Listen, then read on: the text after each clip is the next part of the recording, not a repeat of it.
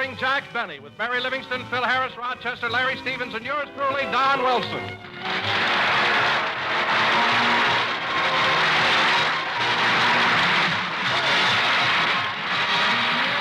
Well, let's go out to Jack Benny's house, where we find Jack and Rochester cleaning out the swimming pool.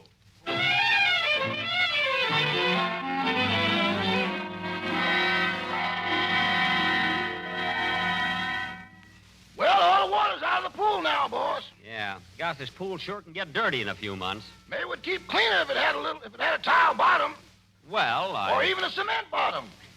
Well, In fact, any kind of bottom would be better than this Mississippi mud.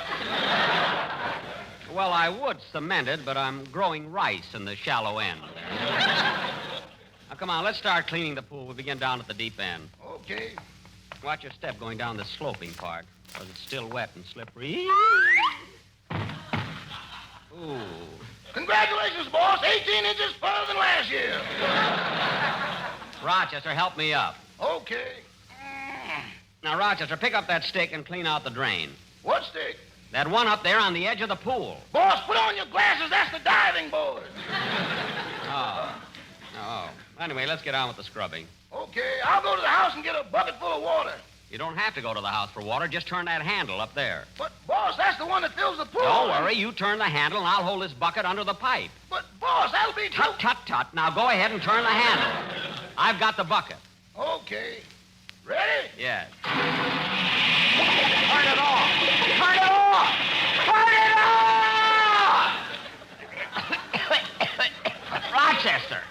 Rochester, I'm drowning. Everything's gone black. You ain't drowning, boss. You got the bucket over your head. Don't stand there saluting me. Take that bucket off my head. Okay. Come on now, let's try to get... Now, look at that frog over there in the corner of the pool. Isn't he cute? Yeah, he's sure big, too. Hey, Rochester, help me catch him. He'd make a nice pet. I'd like to keep him. Doggone anything that's green you like to save.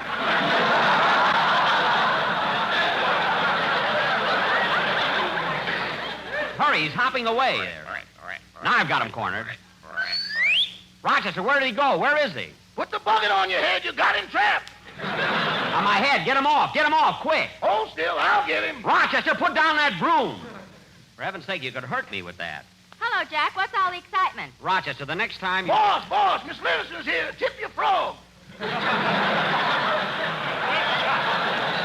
Huh? Oh, hello, Mary. Right.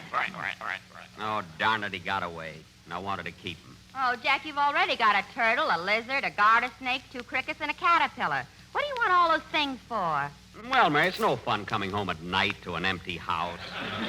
You know. That reminds me of the first time we met. Huh? When you leaned over and whispered in my ear, "Come up to my apartment, babe, and I'll show you my insects."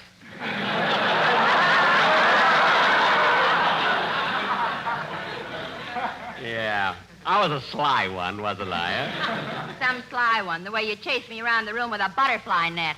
Oh, that was years ago. I've got a lasso now. Say, Mary, how do you like the way I'm fixing up my backyard? Oh, it's swell, Jack. And you know, Mary, as soon as the pool is filled, I want you to come over and swim every day. Well, I'd like to, Jack, but I'm putting all my money into war bonds. All right, but I don't charge anything for the shower. No, but the price of towels is outrageous.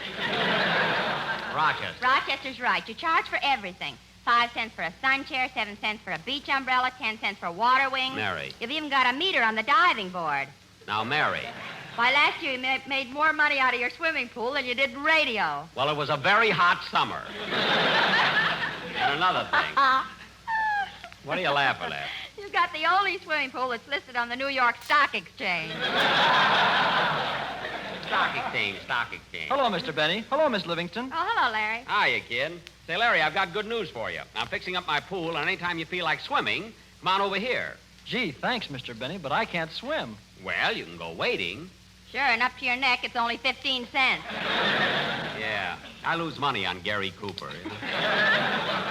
Say, Larry, I thought you'd be down at the studio rehearsing your song for the program. Oh, I did that this morning. Would you like to hear it, Mr. Benny? Sure.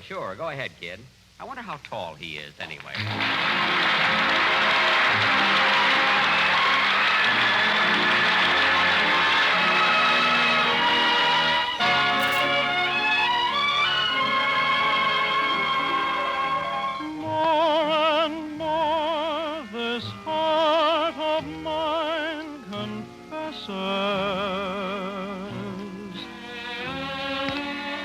More and more I'm caught in your caresses,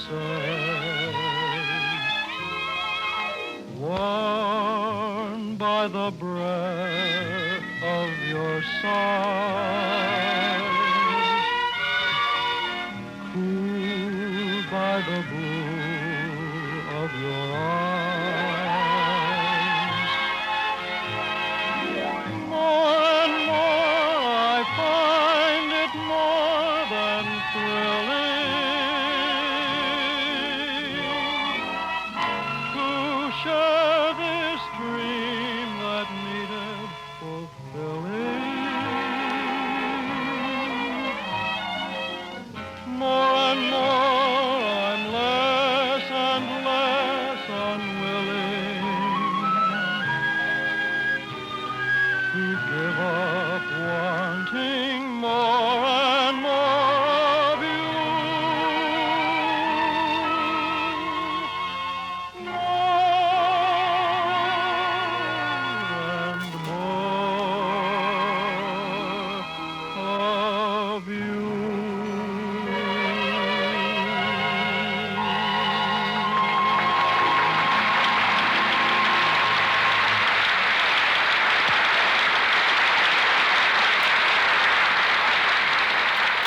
That was very good, Larry. Now, if you want to stick around, you can help me fix up... Hiya, Jackson. Hello, Livy. Hello, Phil. Hiya, Phil. Hello, Mr. Harris. Hiya, kid. How's the red-headed Sinatra today? Well, cleaning out the old pool, getting ready for business again, huh, Jackson? Yep. Say, Phil, would you like your job back again this summer as lifeguard? No, not after what happened last year. What happened, Phil? Every time somebody yelled for help before I could save them, I had to buy a ticket to get in the pool.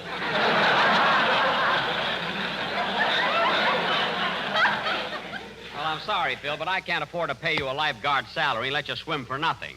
And anyway... Rochester, what are you doing? I'm testing the diving board. Good. Now, will you go in the house and call the printer? Tell him we want the tickets for Wednesday. Yes, sir. Shall I tell him that this year we're going to pay him, or is he going to have to swim it out again?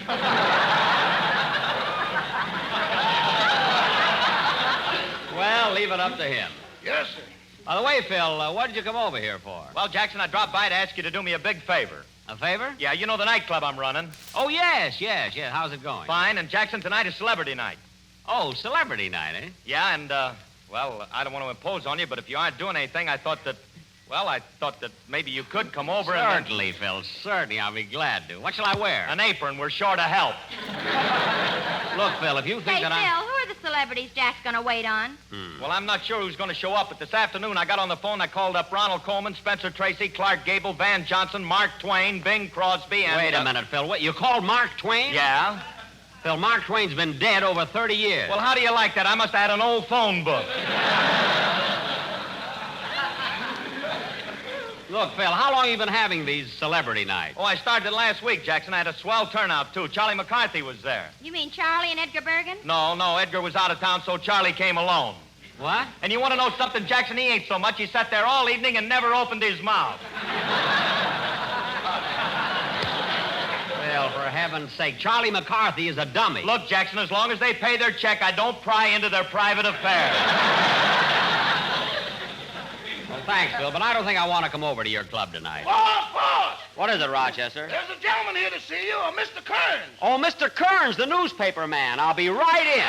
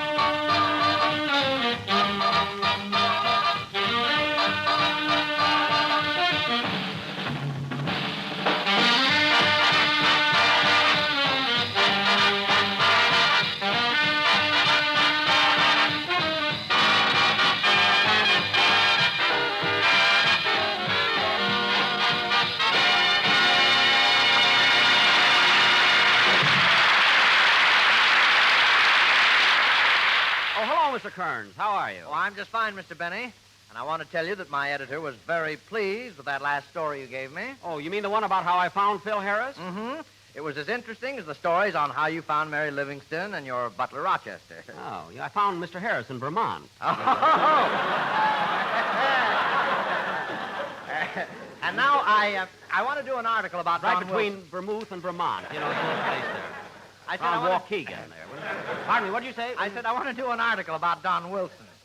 Tell me, how did you come to select Don as your announcer? Don Wilson? Well, I'll tell you. The very first time I heard Don speak, I was impressed with his voice and delivery. Oh, I see. And you thought he'd be good doing commercials, huh? Anyway, I knew from the start that Don had a very good voice for radio. And you've been proven right, Mr. Benny. You know, I've heard lots of people comment about his voice, his pronunciation, and his pear-shaped tones. Yes, Don is the only announcer in radio with pear-shaped tones and a body to match. It works out swell. Well, tell me, Mr. Benny, how did you discover Don Wilson?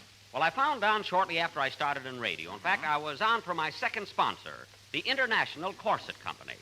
Did you hear my programs then? No, but my mother told me about them. Oh. Well, the way it happened was this.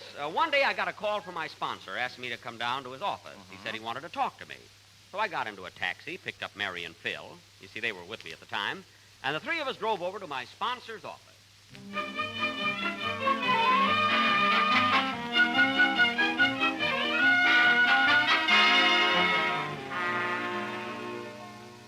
Say, Jack, your sponsor really has a nice building here. And he certainly believes in advertising. Yeah, look at that big neon sign. The International Corset Company. We cover the globe. Well, there's no use standing out here. Let's, Phil, get away from those windows. Come on. There it is. I beg your pardon, miss. Would you tell Mr. Willoughby that Jack Benny is here to see him? Well, Mr. Willoughby's expecting you, Mr. Benny. Go right through that door. Thank you. Just follow me, kid. Yes? Mr. Willoughby, please. Oh, you're Mr. Benny. Mr. Willoughby's expecting you. Go right through that door. Thank you. Thank you. Come on, kid. Yes? I'm here to see Mr. Willoughby. Oh, you're Jack Benny. Yes. Mr. Willoughby's expecting you. Go right through that door. Thank you. Come on, kid. Yes? Miss, I'm Jack Benny. Mr. Willoughby is expecting me. Who's Mr. Willoughby?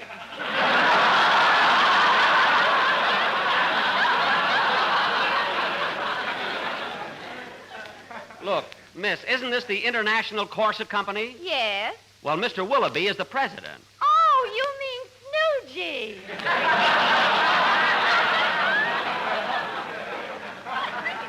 Snoogey? Yes. Go right through that door. Oh, well, all right. Come on, kid. Mr. Willoughby? Yes, surprise?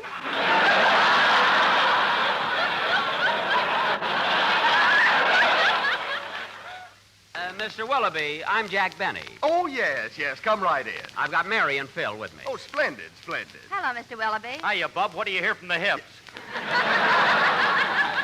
Phil. Now, Mr. Willoughby, what is it you wanted to see me about? Well, frankly, Jack, since you've been broadcasting for us, our company is losing money. Losing money? But last week you said you had more orders than you can fill. I said we had more corsets than we can fill.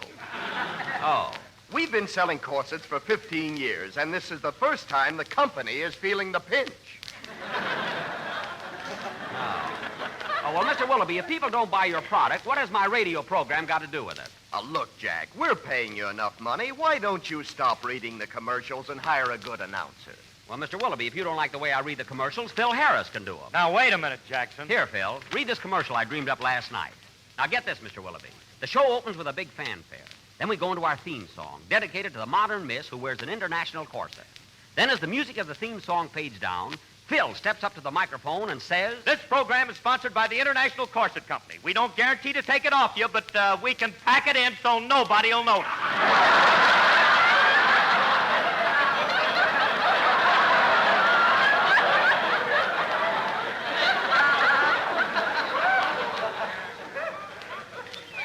And you'll just love the new slogan, gather unto you what is yours.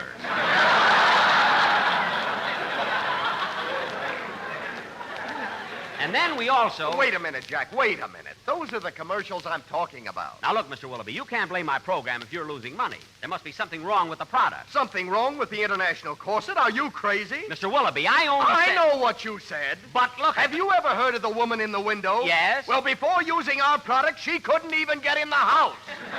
Hey, Mr. Willoughby, you asked for it. I received hundreds of complaints about your corset. Complaints? Yes, the steel you use in the stays is defective. When someone wearing your corset bends over, the stays have a tendency to snap loose with a ping. With a ping? Yes. I can't believe it. It's incredible. Why, Wait a minute. My secretary wears an international corset I'll buzz for. When she comes in, I'll ask her to bend down. And if the international corset is what you... What is it, Snoochie? Ethel, would you mind picking up that pin on the rug? What? Ethel, would you mind bending over as though you're picking something up? Oh, certainly.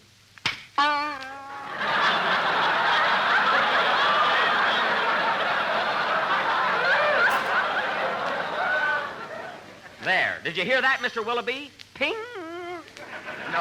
No, it can't be. I don't believe it. Would you mind bending over again, Ethel? Certainly. There. That's the first time I ever heard Ethel ping. Mary. All right, you win, Jack. You win. But I'll give you a proposition. I'll put better steel in my corsets if you'll get a good announcer to do the commercial. Okay, Mr. Willoughby, it's a deal. Come on, Mary. Come on, Phil. Let's go. Well, what are you going to do, Jack? Yeah, where are you going to find an announcer? I don't know where I'm going to find one, but I know what I want. I want someone with a voice that's different, a voice that has dignity, charm, and I won't stop looking until I find one. I'll find an announcer if it takes me 10 years. And that's how you found Don Wilson? It wasn't that easy, Mr. Kearns. I tried voices, deep ones, high ones, soft ones, loud ones. All right, you're next. Read this. The International Corset Company presents Jack Benny. Now, the show opens, and you say... The International Corset Company presents Jack B. Never mind, never mind.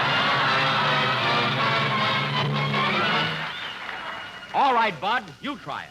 The show opens, and you say... The International Corset Company presents Jack Benny. Now, cut that out, and you won't do it. All right, fella, you're next. Read this. The show opens, and you say... The International Corset presents Jack.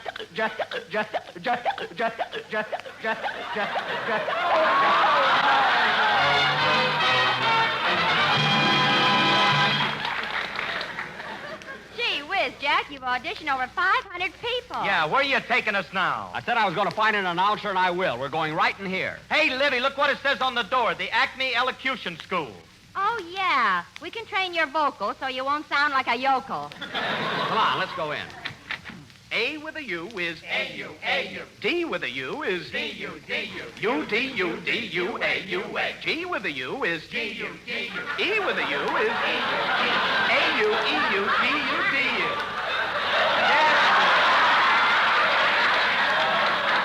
Very good, students, very good. Hey, Mary. Mary, what do you think? P with a U is P-U, P-U. Quiet. Please, what's all this disturbance over here? Oh, I'm sorry if we're intruding, but I'm Jack Benny. I'm looking for a radio announcer. Well, you've come to the right place.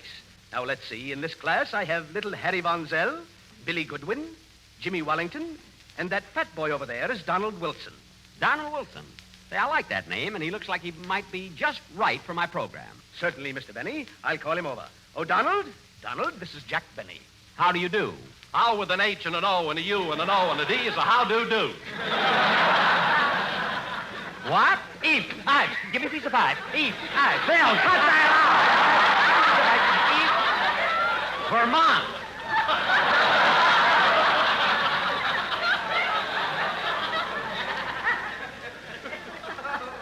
Gee, I knew Vermont ahead of time because this is 12 years ago. Now, Mr. Wilson, I'm considering you as an announcer for my program. And if you take the job, I hope everything turns out fine. I'm sure with an S and a U and an I with an S-U-U-S-U-U-I-L. Huh? He said, I'm sure it will. Oh. Now, Donald, class is over and you can speak naturally. Thank you. And Mr. Benny, I also want to thank you for this wonderful opportunity because I understand there's a lot of money to be made in radio. Not unless you own a swimming pool. What? P with an O and an O-O-L with an O-O-P and an O-P-A. Mary, stop it. Now, Mr. Wilson, before we sign the contract, I want to hear you read this simple line. The International Corset Company presents Jack Benny. Yes, sir. The International Corset Company presents the greatest comedian in the world. Huh? That inimitable, that incomparable, that handsome master of ceremony. Mary, this guy's going to be great. The greatest personality in show business today, that scintillating star, that virtuoso of the violin. You don't have to go any further, Bob. You got the job. Please, Bill, please. I want to hear him. That sparkling wit of the airways, that lovable, laughable favorite of millions, Jack Benny.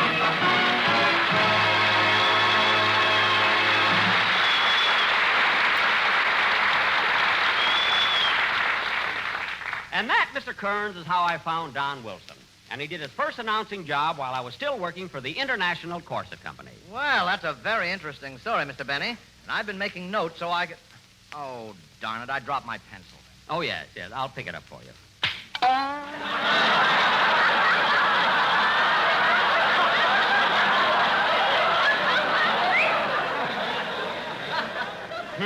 Why, Mr. Benny, do you wear a... Never mind. The interview is over. Goodbye.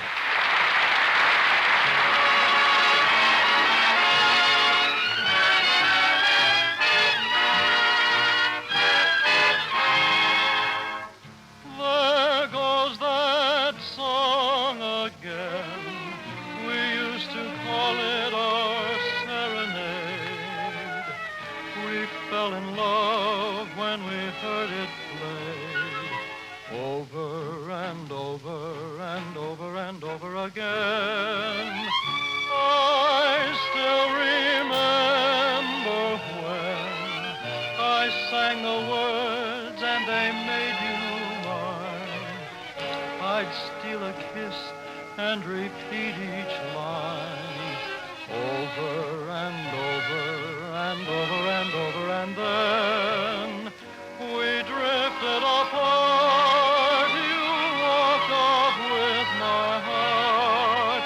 It's funny how one listen just starts me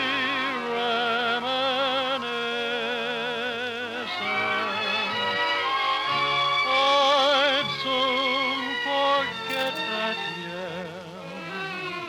I told myself when you said so long, but I was wrong. There goes that song again.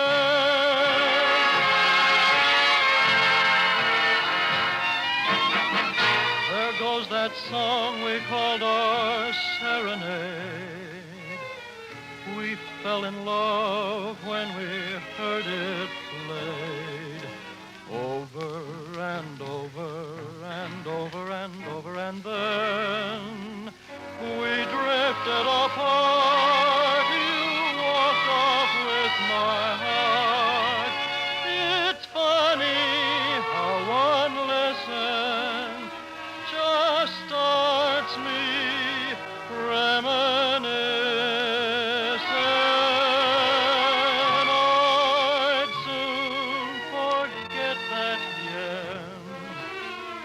I told myself when you said so long, but I was wrong.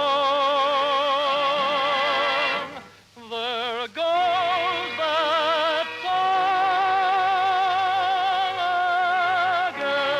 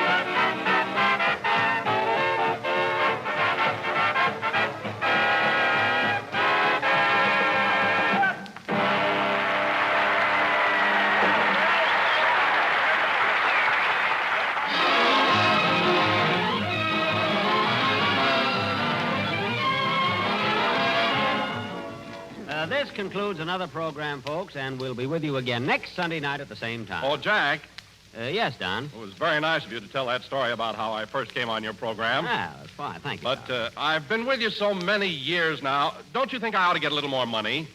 What? Money. M with an O, with an N with an O, with an N-O, N-O, N-O, no. Thanks, Mary. Good night, folks.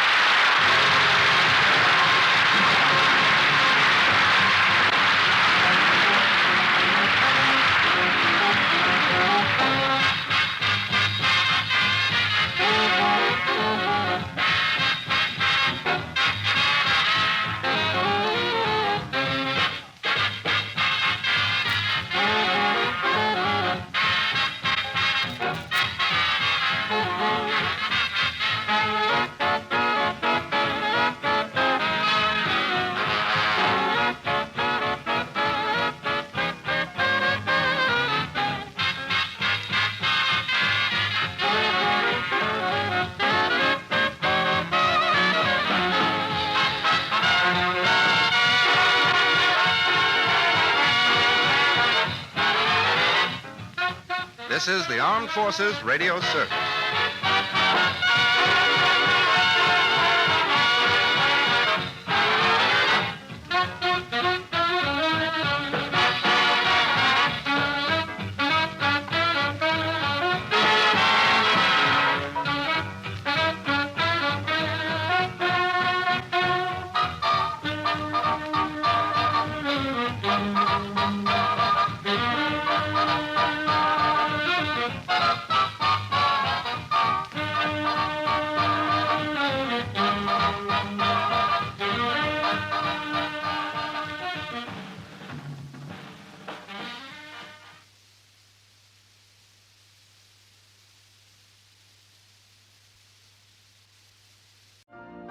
You've been listening to the OTR Gold Network. Find more classic radio at otrgold.com.